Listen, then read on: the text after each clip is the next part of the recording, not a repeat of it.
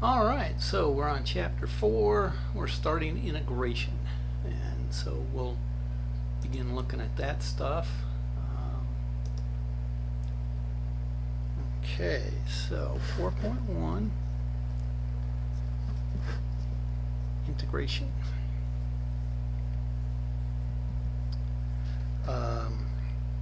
So with real numbers, okay, so it's always nice to start there because we think we know what we're talking about. So with the real numbers, when you write an integral, you write, here's a definite integral from a to b of f of x dx, you are moving along a path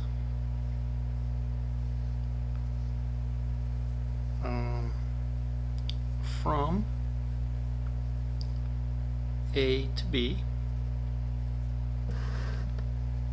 to add up. So an integral is just a summation, but taking the limit. So to add up the values of f of x. Okay, so as you do this, right, here's a, here's b, it's along the x-axis, and there's only one way to get there, because with real numbers we just have that real line there, the x-axis, and so so there's only one way to get from a to b. So we've never really had to think about it that way as far as a path. Now when you get into calculus 3, say, yes, you would learn about line integrals, that kind of thing, and that's the kind of thing we're doing in this class too. So with the complex numbers,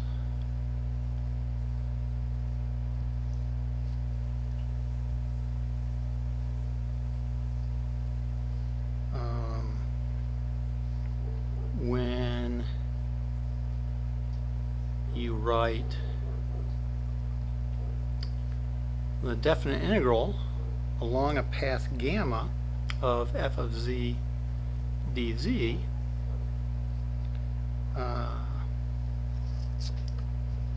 you are again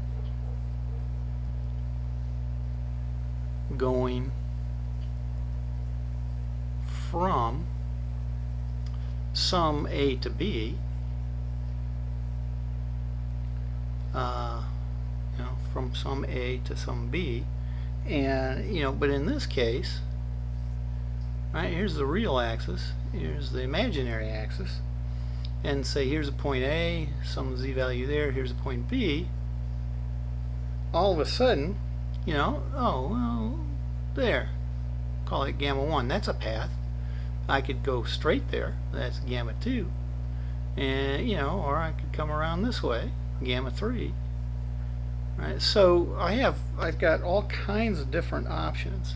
So many, an infinite number really, many options to go from A to B. And so we have to decide how we want to do that, and so gamma, our gamma of t, is our chosen path. Sounds like we're getting into philosophy now. Okay, so that's our chosen path, one of some gamma. Okay, so that's that parameterized curve. Okay, so we need to know gamma.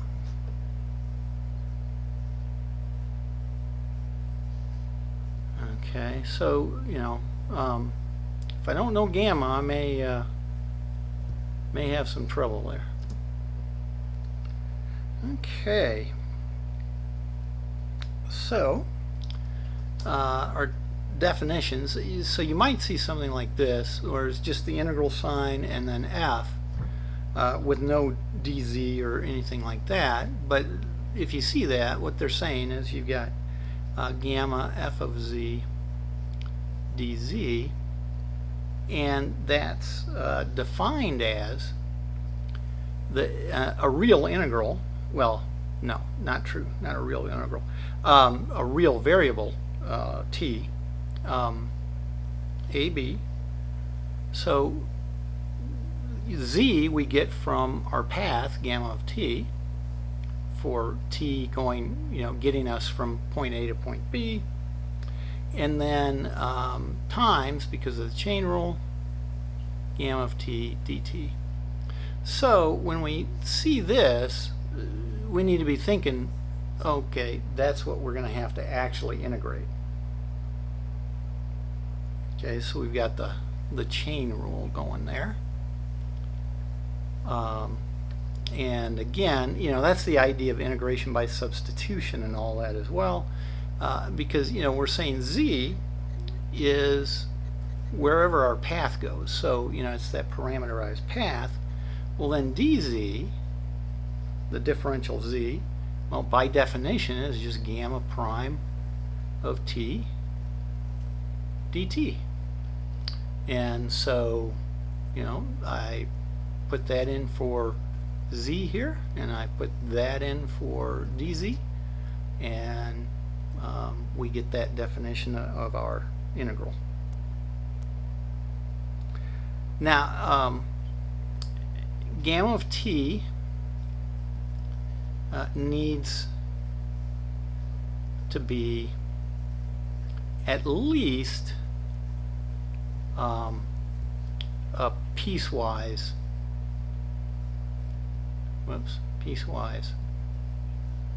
smooth function. So if you think of that path, a couple things would be fine.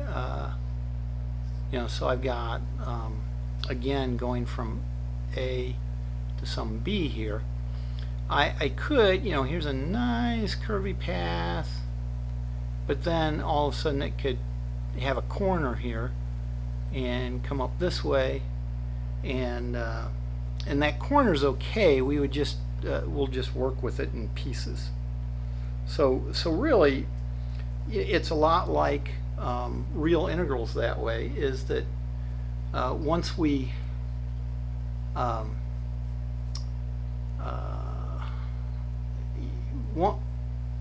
once we do our integral, if anything changes along that path, so we saw it in we've done piecewise defined functions in, say, a calculus class and integrated them, and well, you just do them separately, and add the answers together. All right, so they've got an example 4.1, and what we'd like to do, we want to calculate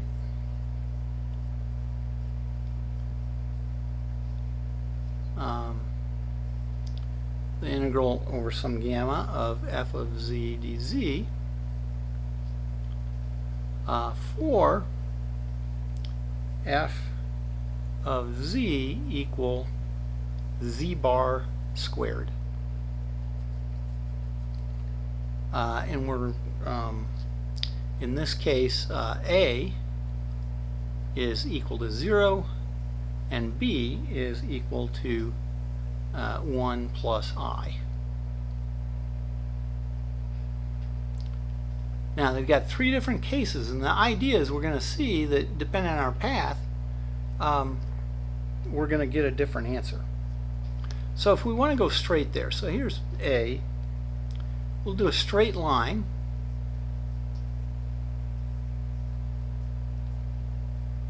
Well, okay, so we're going from here to there.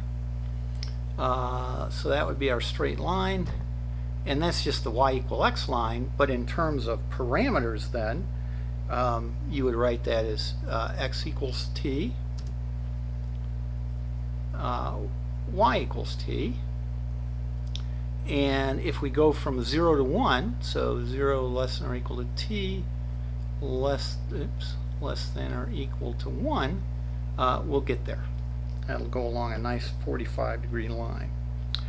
And so what we would then write is that our gamma of t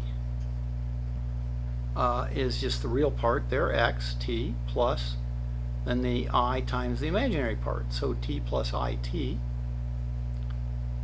And we need its derivative, and so we get 1 plus I. And now to do this integral at this point, we're going to go from 0 to 1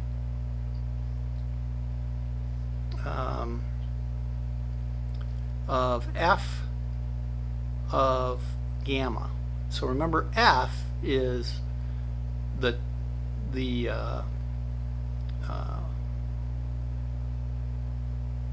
conjugate of t plus it squared. So the conjugate, t minus it, so there's the conjugate, we'll square it, and then multiplied by this derivative, so 1 plus I, and then dt.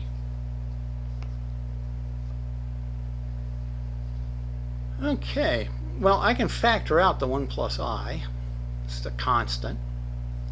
So then I've got 0 to 1 of t minus it squared dt. Now, just like I would do with the real case, I'm just going to square that out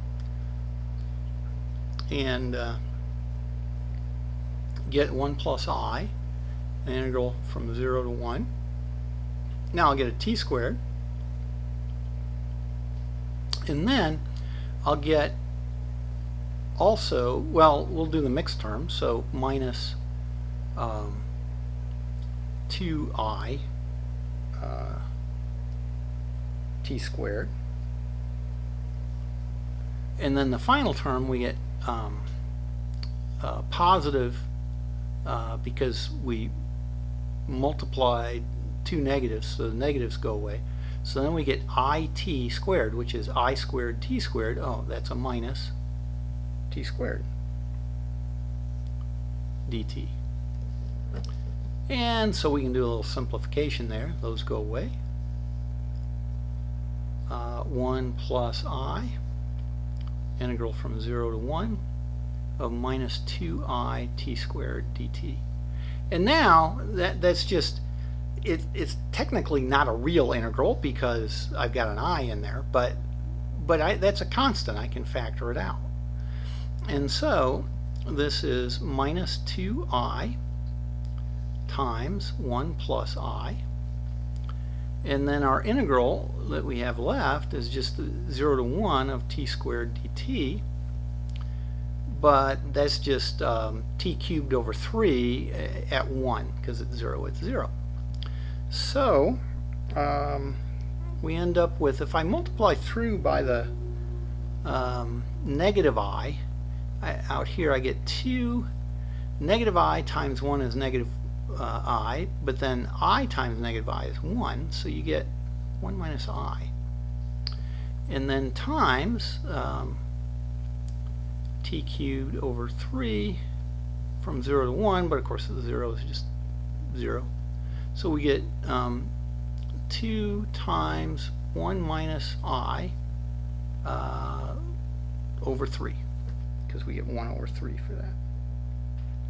And there we go. Okay, so there's our answer for part A, is that integral would be 2/3 1 minus I. Okay, part B. This path they want us to go along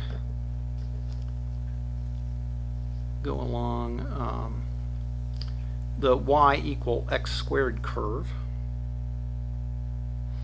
Now, to parameterize something like y equal x squared, yeah, I'll just let x be t, and then y will be t squared. So we'll have x equals t, but then y would equal t squared.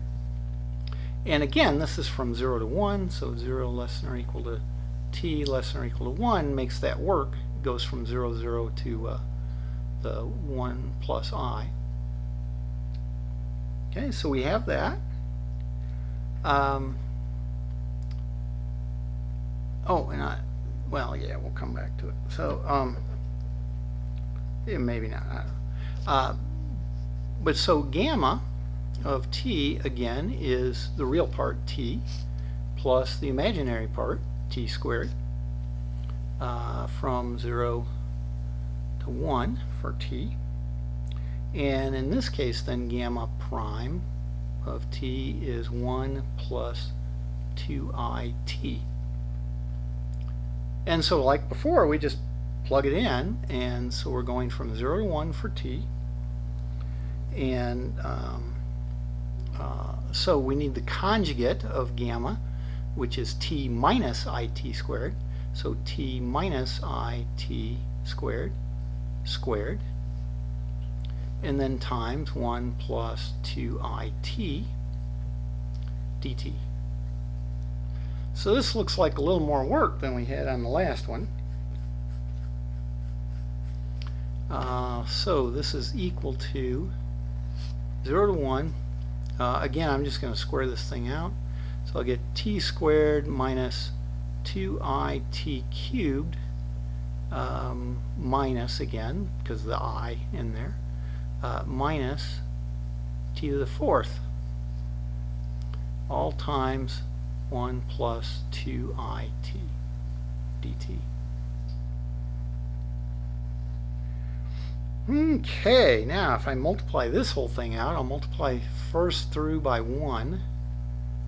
So I'll get the t squared minus 2it cubed minus t to the fourth, and then go through and multiply by the 2it, so I get plus 2it cubed. Okay, got to be careful here because I've got an I. So I've got two i's there. That makes -1 and a negative, so that's plus 4 t to the fourth.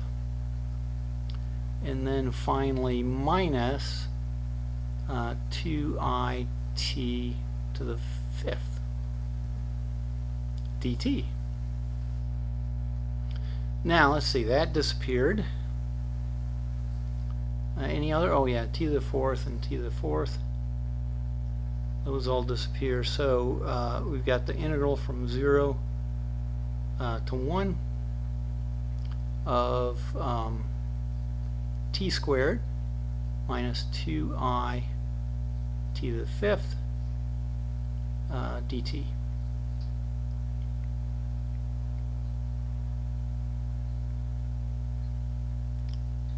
Oh, I made a mistake. Sorry. Back up a second.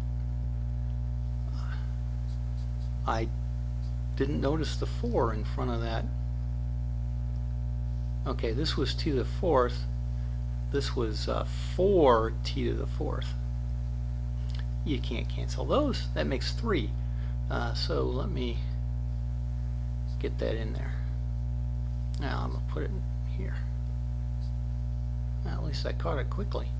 So that's 3 t to the fourth, and then minus 2i t to the fifth dt. Alright, so now that we want to integrate, well, we just do them each separately, in essence, or, you know, I mean, I can leave it, you know, as the 0, 1 here around the whole thing. So I'd have t cubed over 3 minus 3t to the fifth over 5 minus 2i t to the 6th over 6. And that goes from 0 to 1.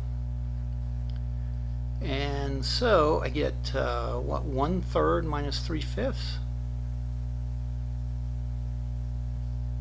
And then minus, t is 1, so I just get I over 3, I guess.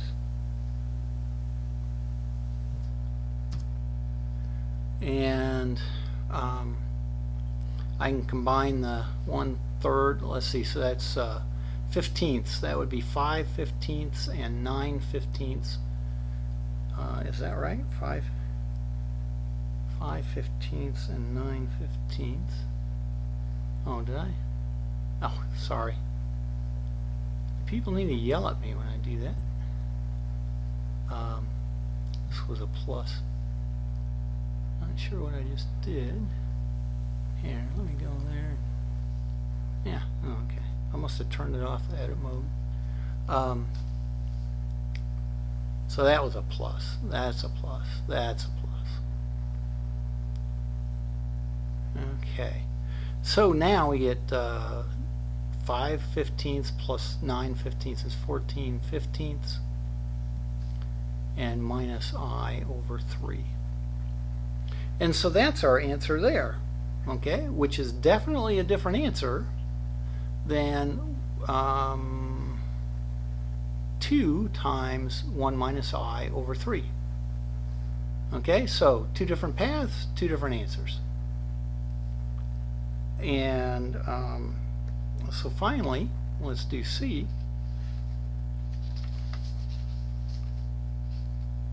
And what we want to do in this case, now I never drew this path back here. I guess I probably should have, right? This is going just up like that to the 1 plus I. So it looks like that part of the parabola. Now in this case, we want to go along the x-axis to 1. So that real part over to 1, and then go vertically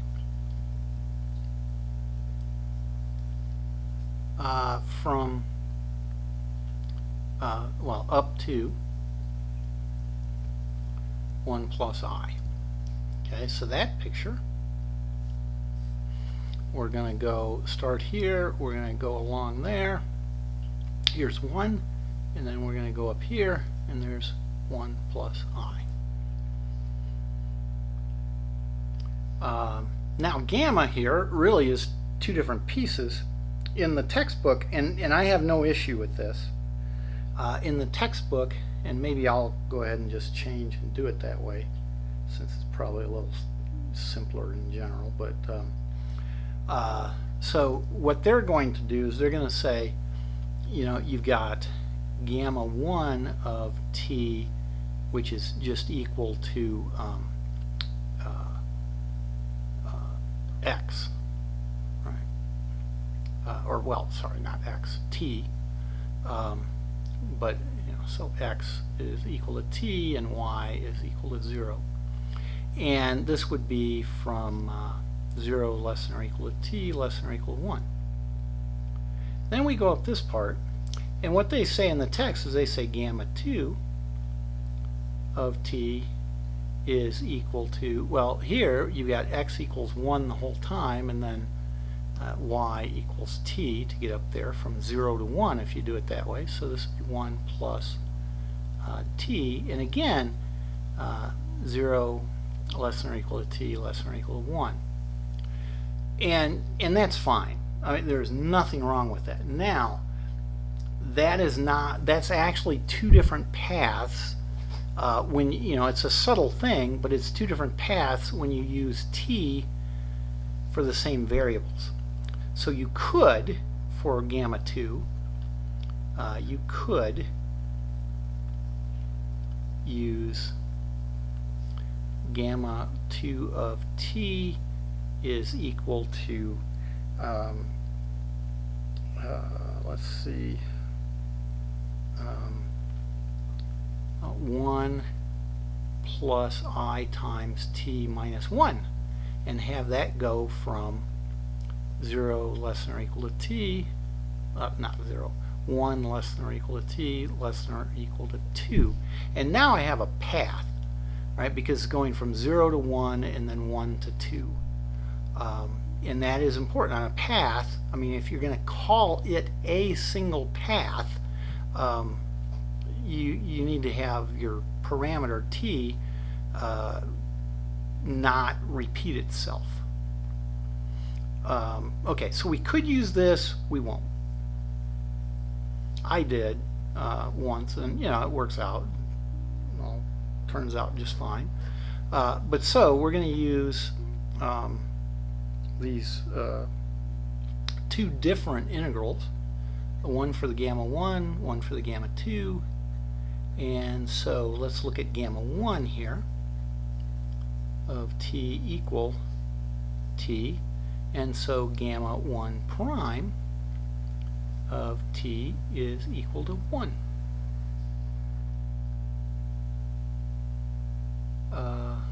Okay, and then gamma 2 of t was 1 plus it, and so gamma 2 prime of t is equal to I.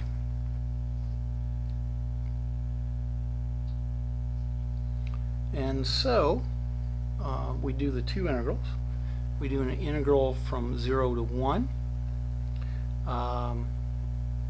And so remember, we want the conjugate squared. Well, there is no imaginary part to make negative, and so you just get t squared and then times 1 dt. I can do this integral. And then plus the integral from 0 to 1. And again, now here we can take the conjugate, 1 minus it squared, but then times I dt. So this first one's done in a jiffy. This is t cubed over 3 from 0 to 1, and then plus I times 0, 1. Squaring this thing in the parentheses, I get a 1. I'll get a minus t squared, and then the mixed term of minus 2it dt.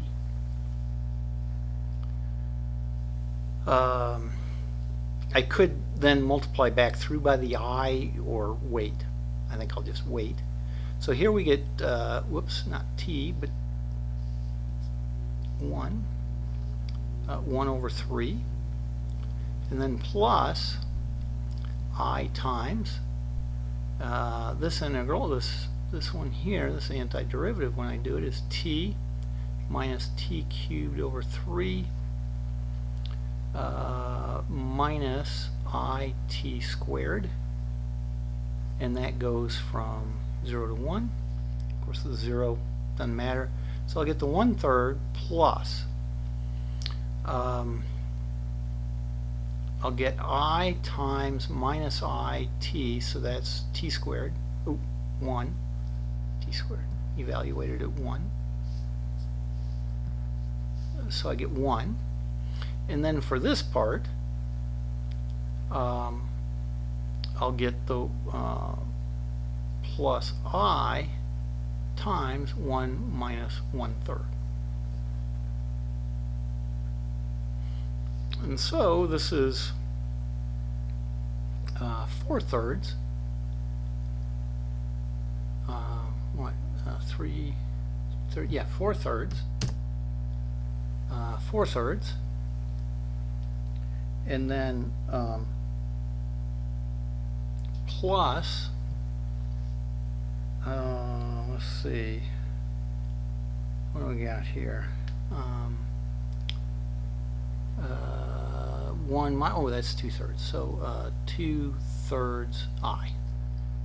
Okay, so that's our answer there. So 3 different paths, 3 different answers. And so that's the moral of the story. Thus, the notion of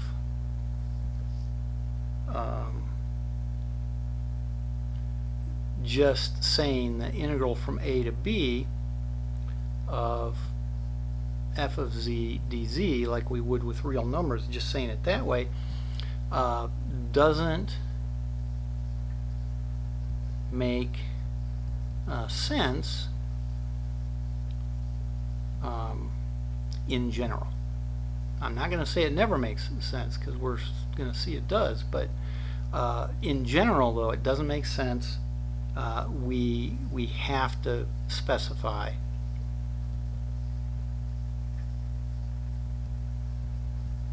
gamma of t and do it that way, unless we know some other things. Well, like I say, we'll learn that in later stuff in 4.2.